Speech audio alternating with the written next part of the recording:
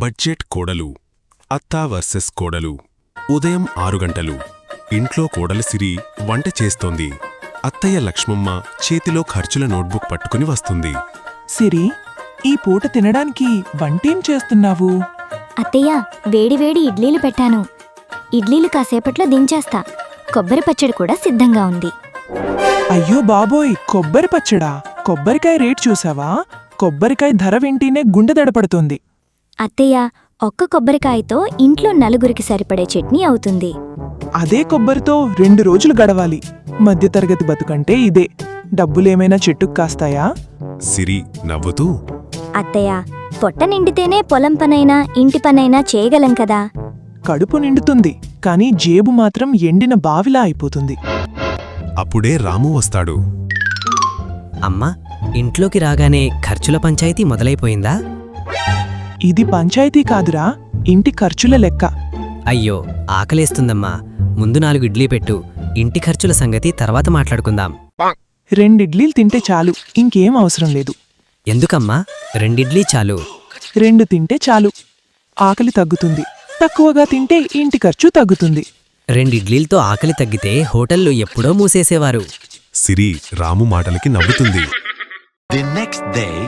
అత్తయ్య, ఇంట్లో కూరగాయలు అయిపోయాయి. మార్కెట్కెళ్ళి కూరగాయలు తీసుకురావాలి. డబ్బులివ్వండి. అవునా? అయితే కూరగాయల లిస్టు చదువు. టమాటా, ఉల్లిపాయ, బంగాళదుంప, క్యారెట్. ఆపు, క్యారెట్ ఎందుకు? ఆరోగ్యానికి మంచిది. మన డబ్బుకి ఇది మోయలేని భారం. ఇది కొంటే మన జేబుకి జ్వరం వస్తుంది. రాము, అమ్మా, క్యారెట్ తింటే కళ్లకు మంచిదంటారు. మార్కెట్లో ధర చూస్తే కళ్లే తిరుగుతాయి. రాము, సిరి ఇద్దరూ షాకవుతారు.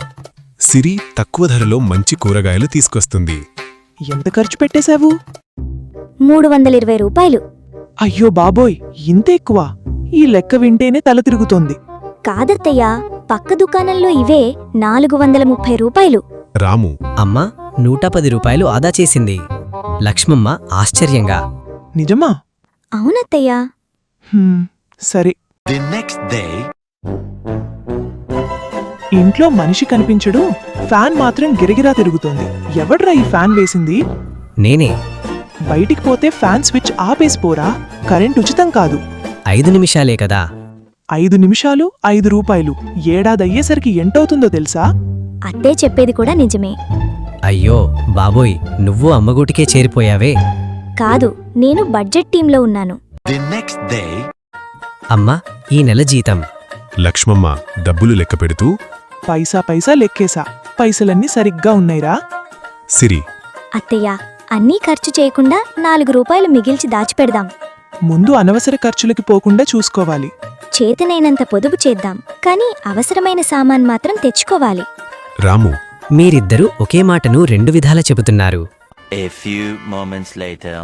రాత్రి సిరి పాతబియ్యం సంచులు డబ్బాలన్నీ సర్దుతోంది.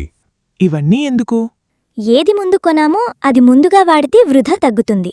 లక్ష్మమ్మ మనసులో, ఈ అమ్మాయికి ఖర్చు మాత్రమే కాదు, పొదుపు కూడా తెలుసనుకుంటా. లక్ష్మమ్మ ముఖంలో చిన్న చిరునవ్వు కనిపిస్తుంది. బడ్జెట్ అంటే కేవలం ఖర్చు తగ్గించడం కాదు, అవసరాన్ని అర్థం చేసుకుని తెలివిగా ఖర్చు చేయడం. కాని లక్ష్మమ్మకు ఇది ఇంకా పూర్తిగా అర్థం కాలేదు. అసలు పరీక్ష మాత్రం ఇప్పుడు మొదలవుతోంది.